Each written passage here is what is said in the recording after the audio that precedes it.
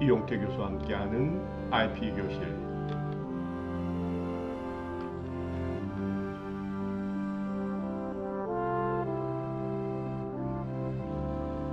안녕하세요. 유튜브가 꼭 알아야 할 메타버스와 지식재산. 그 세 번째 질문이 되겠습니다. 가상상품 아이템도 지식재산권으로 보호되나요?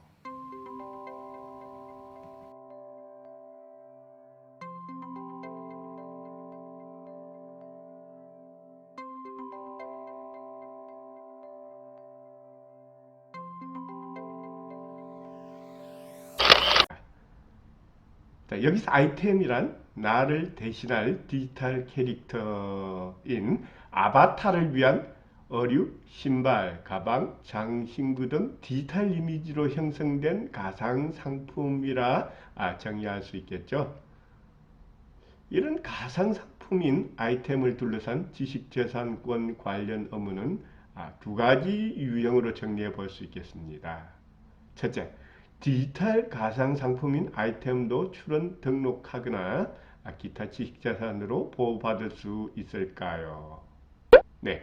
두 번째 질문은 현실 상품의 상표나 디자인을 모방한 가상 상품을 제작하여 게시, 판매하면 지식재산권 침해에 따른 규제를 받게 될까요?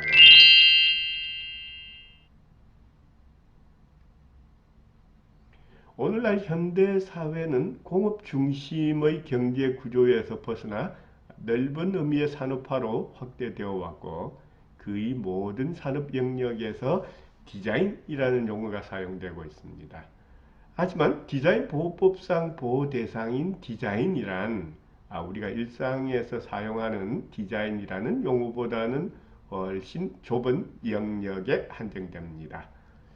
디자인 보호법상 디자인이란 물품의 미적 외관을 대상으로 한다고 정의하고 있고, 더욱이 물품이란 공업적 생산이 가능한 유체 동산에 한정됩니다.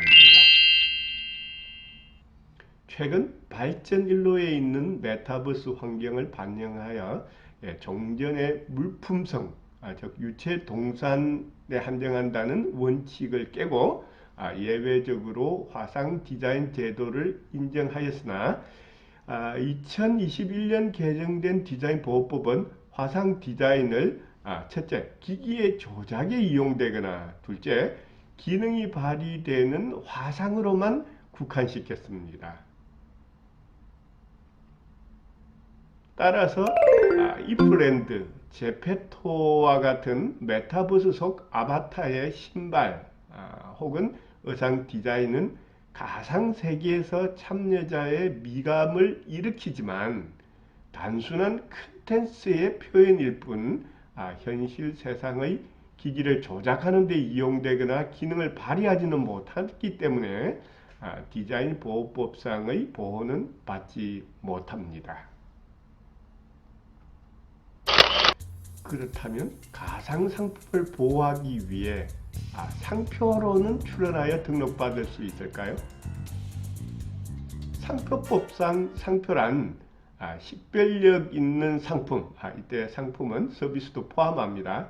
이러한 상품의 출처 표시로서 표현 방식에 상관없기 때문에 가상 상품에 표현된 도안은 물론이고 가상 상품 외관 전체, 즉 디지털 이미지 자체도 식별력만 인정된다면 상표로 출원 등록 가능합니다. 물론 상표로 출원하기 위해서는 그 상표가 보호될 상품류와 지정 상품을 명기해야 하지만 원칙적으로 유체 물품에 한정된 디자인 보호법에서와는 달리 가상 상품도 상품류로 선택 가능하고 세부 지정 상품을 기재하는 것도 가능합니다. 메타버스 관련 산업의 발전이 예상됨에 따라 그간 사각지대로 존재한 사이버 공간에서의 가상상품에서 현실 상품의 상표들이 도용당하는 것을 예방하기 위해 주요 글로벌 기업들이 종전의 현실 상품에서 출원 등록하여 사용 중이던 주요 상표들에 대해 가상 상품을 추가 지정 상품으로 출원 등록하기 시작했는데요. 작년 21년 10월 27일 나이키는 미국 특허청에 온라인 가상 상품을 대상으로 상표 등록 신청하였고, 가상 세계에서 아바타들이 착용할 수 있는 신발과 의류에 대한 상표권으로 나이키 로고를 포함해 Just Do It, 에어 조던 점퍼맨 등 모두 7개를 포함하여 추가 지정 신청하였습니다. 네, 참고로 신청서 수령 시 그 상품의 명칭을 어떻게 기재하여야 하는지를 잠시 살펴보겠습니다. 네, 올해 7월 시행된 우리나라 특허청의 가상상품 심사 처리 지침에 따르면 가상상품에 해당하는 상품류는 09이고, 세부 지정 상품은 가상 플러스 현실 상품 명칭이라는 방식으로 기재토록 하고 있습니다. 이전에는 내려받기 또는 다운로드 가능한 이미지 파일 또는 가상 의류가 기록된 컴퓨터 프로그램 등의 형태로만 상품 명칭으로 인정되었었는데, 이번에 시행된 심사 기준에 따라 앞으로는 가상 의류, 가상 신발 등과 같이 가상 플러스 현실에서의 상품 명칭 형태로 된 이름들을 인정하여 상품 명칭 선택의 범위를 확대하였습니다. 단, 가상 상품이라는 명칭 자체는 그 범위가 모호하고 너무 광범위해서 분쟁 소지가 높아 명칭으로 인정되지 않습니다. 가상 상품을 이미지 파일 또는 컴퓨터 프로그램과 유사한 상품으로 분류하던 것을 이미지 파일 등과는 구별되는 별도의 상품군으로 분류하고, 가상 상품도 현실 상품의 특성에 따라 세부적으로 구분하였다는 특징이 있습니다.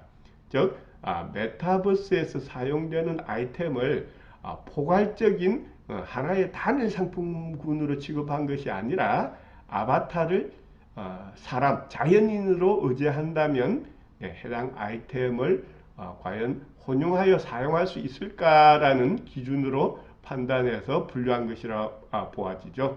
즉, 가상 신발과 가상 의류를 혼용해서 착용할 수는 없으니까 비유사이고, 따라서 세부 분류도 달라져야겠죠.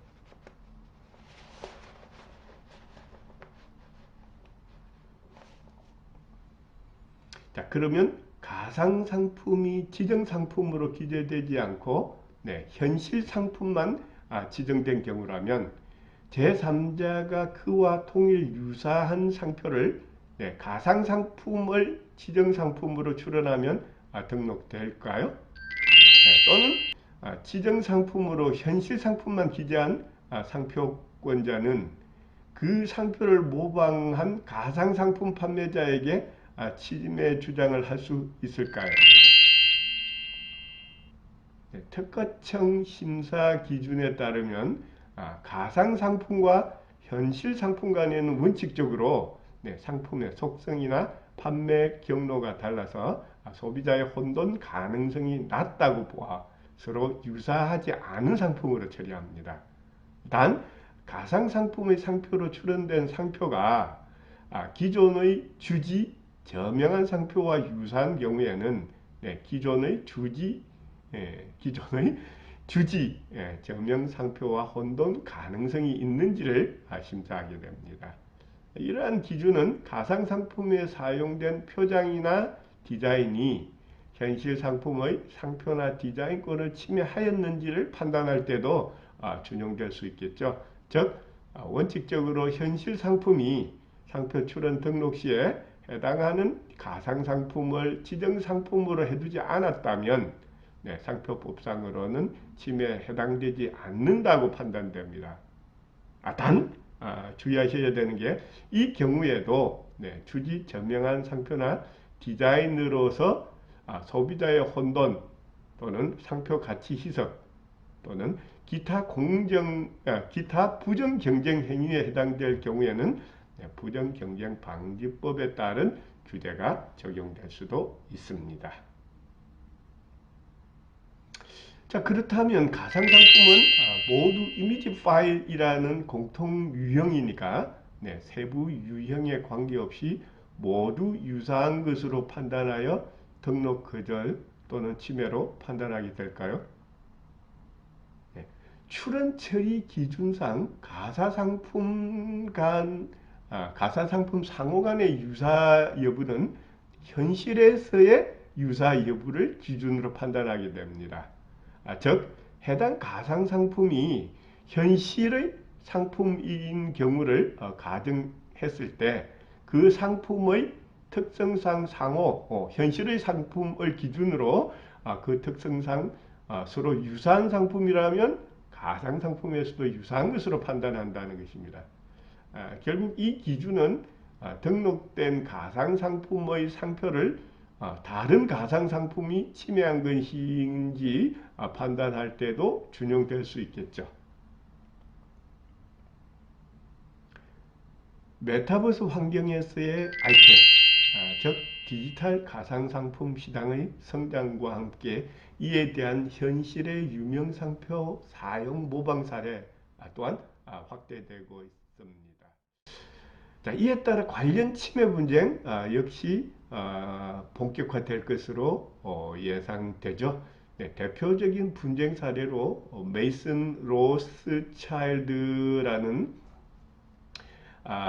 사람은 지난 2021년 12월, 작년 12월 아주 화려한 색의 모피로 뒤덮인 100개에 달하는 버킨백 모양의 디지털 가상 이미지를 제작해서 메타 버킨스라고 명명한 다음에 세계 최대 규모의 NFT 거래소에서 판매를 했었습니다.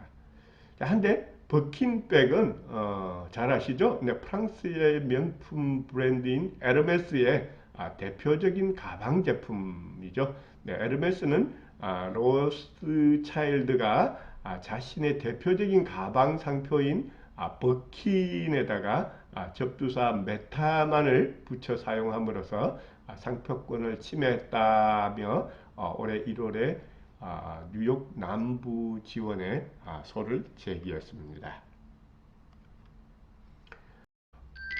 이 소송에서 에르메스는 첫째, 등록 상표 무단 도용으로 인한 상표권 침해, 두 번째, 출처 후의 오인과 혼돈을 초래하였고, 세 번째, 버킨으로 표상되는 럭셔리 이미지의 무단 편성함으로써 에르메스의 상표가 희석되었다고 주장하였습니다.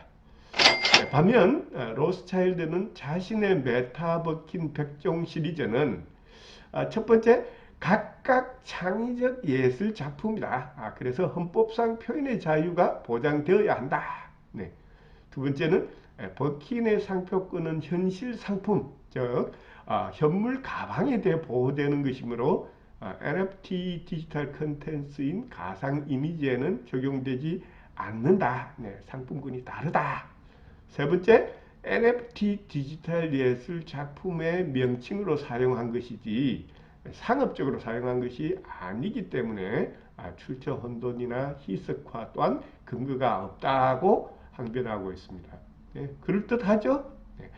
한편 NFT 메타버킨 시리즈가 에르메스의 창작적인 디자인, 즉 컨텐츠로서의 응용 미술 저작물까지 모방하였다면 저작권 침해 주장까지도 가능하겠지만 에르메스 백의 외관 자체가 우선 상표로 등록되어 있었기 때문인지 이번 사건에서는 굳이 저작권 침해까지 주장하지는 않았습니다.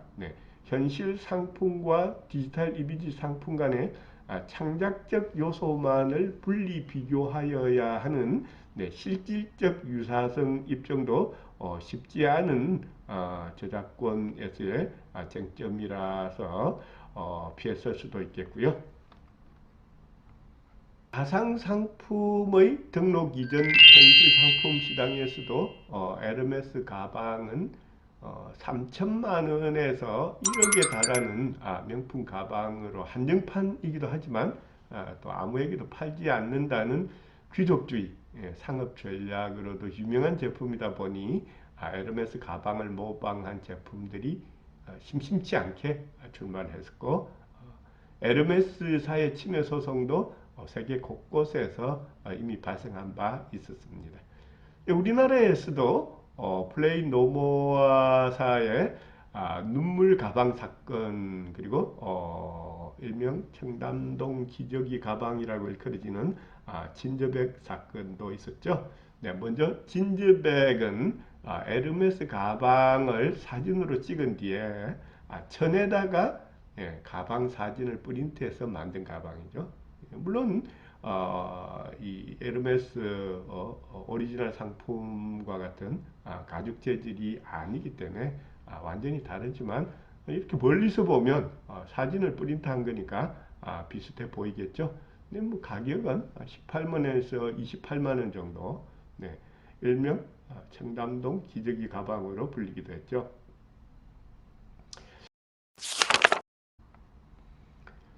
한편 플레이노모의 샤이걸 눈알 가방도 에르메스의 대표 핸드백인 버킨백이나 캘리백 등과 유사한 형태에다가 눈알 모양 장식을 부착한 가방이었었고요. 요거는 가격이 한 10만원에서 30만원대였죠.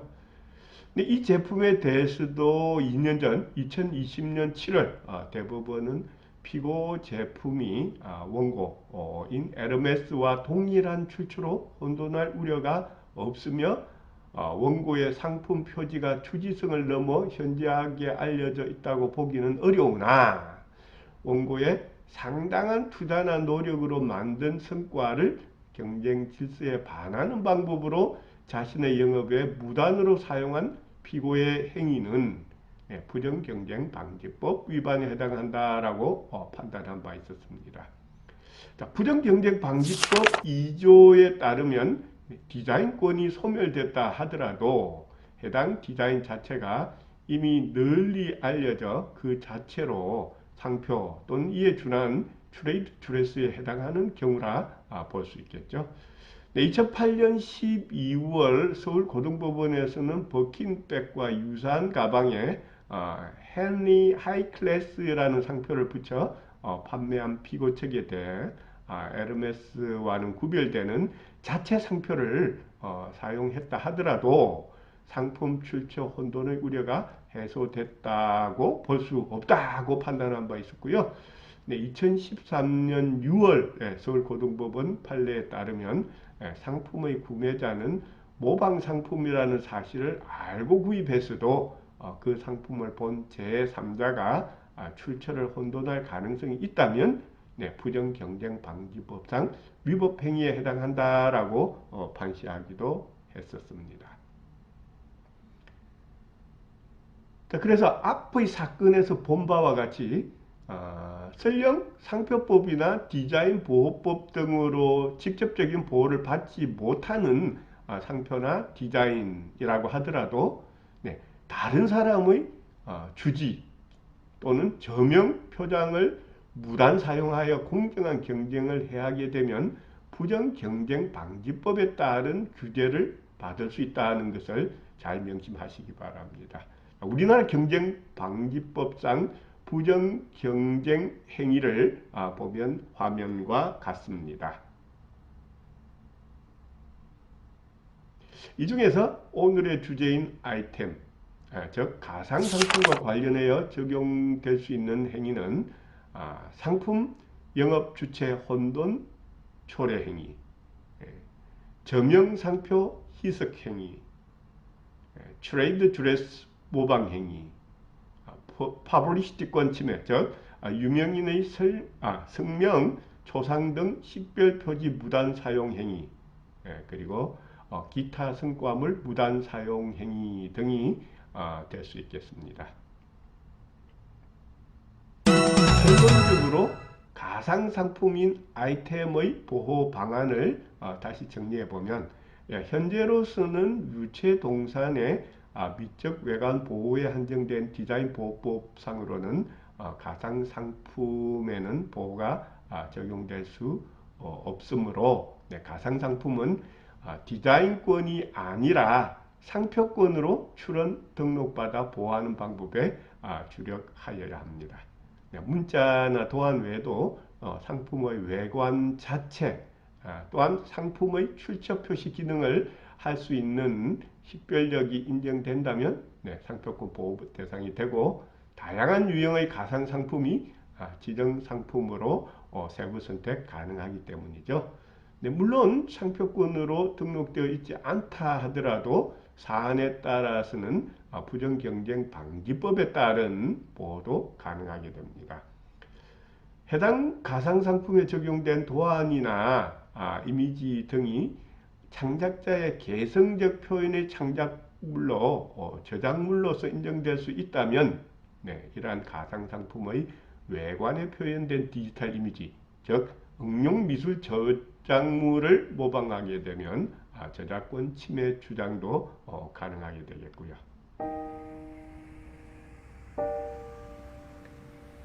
컨텐츠 크리에이터가 꼭 알아야 할 메타버스와 지식재산권. 오늘은 여러분들과 함께 가상상품 아이템도 지식재산권으로 보호되나요? 라는 주제로 돌아보았습니다. 함께 해주신 여러분들께 감사드립니다. 저는 다음 시간에 다시 만나 뵙도록 하겠습니다. 늘 건강 행복하세요.